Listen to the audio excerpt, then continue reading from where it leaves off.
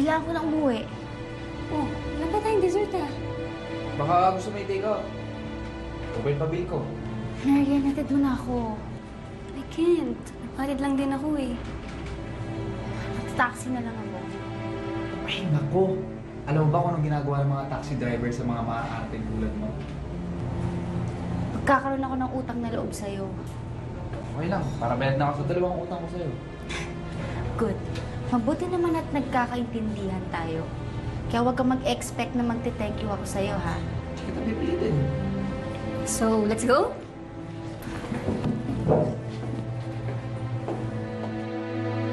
Dad!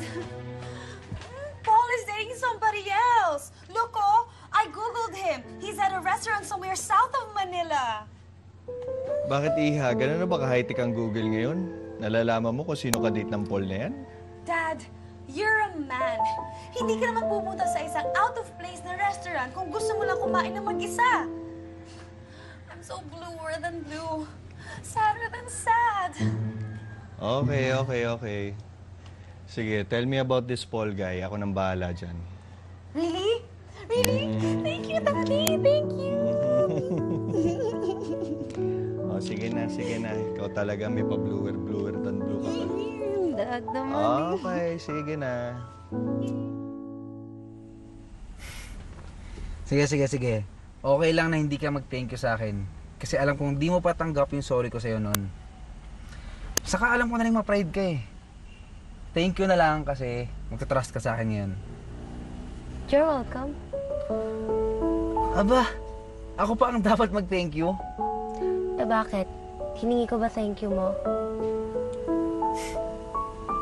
Siguro kawawa boyfriend mo sa'yo, no? Excuse me, single pa ako. Eh kaya naman pala, masungit ka palagi. Kasi wala pa nagpapasaya sa'yo. Pasiyahin mo na lang ang date mo, wag na ako. Bakit? Sinabi ko bang liligawan kita? Eh alam ko namang gusto mo eh.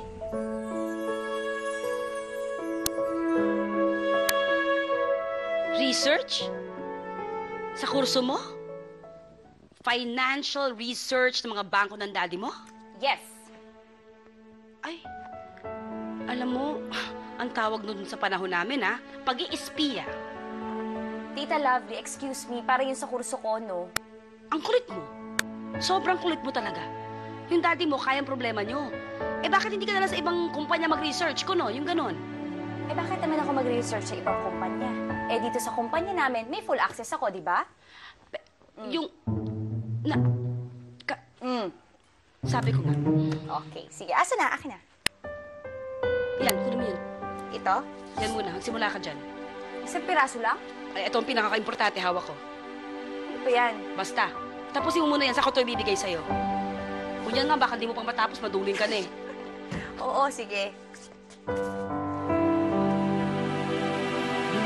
Diamonds!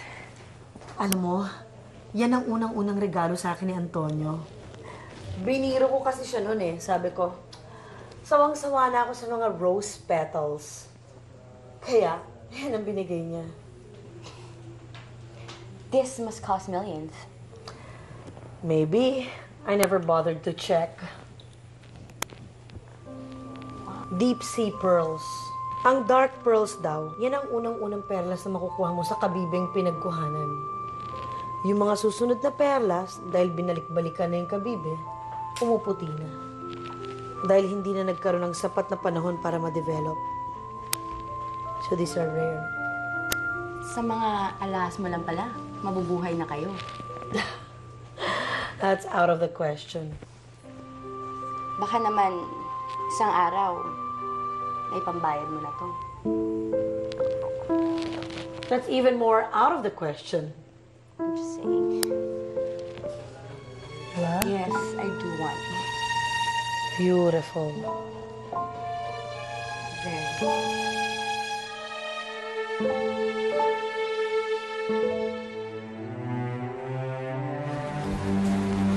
Like if someone wants to meet you. Oh, Donald. Meet me now? Wala akong schedule. Wala akong meeting yan. Kinancel ko lahat. Oh, Donald. Pakicheck mo nga yung sales ng San Antonio beer. Mukhang bibigay na sila eh. Tsaka offer mo sila ng leverage, yung leverage na pwedeng bumalik sa atin, okay? But I think mas magiging interesado ka sa gusto makipag-meeting sa'yo ngayon. Tungkol to sa Tuazon Rural Bank.